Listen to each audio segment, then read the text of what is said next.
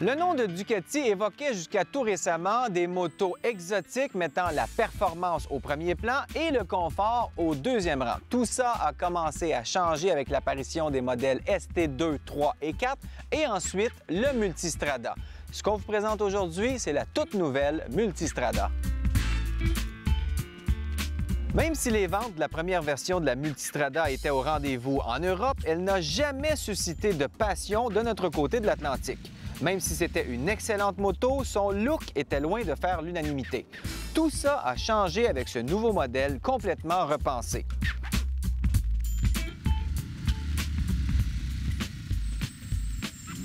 La Multistrada n'est pas une vraie compétitrice du double usage comme par exemple la GS de BMW, la KTM Adventure ou la Kawasaki KLR. C'est par contre une moto qui permet à son pilote de s'amuser sur tout type de chaussée avec un fort penchant pour les surfaces asphaltées.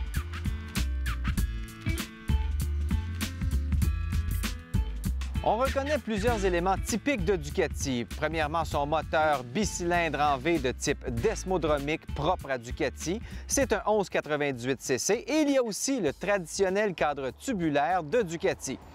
On y a ajouté des suspensions à long débattement bien adaptées au type de chaussée que l'on a ici et un ordinateur de bord qui permettra de choisir entre 4 modes pour la transformer en moto de touring comme en moto sportive.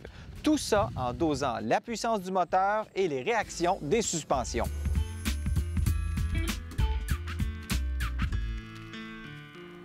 Ce que ça donne, c'est une moto agile, polyvalente et très puissante qui va littéralement vous permettre de faire toutes sortes de tripes de moto sur le même engin. Par contre, si vous voulez faire seulement du sentier, du chemin de terre, bien là, vous devriez peut-être regarder du côté des doubles usages purs et durs.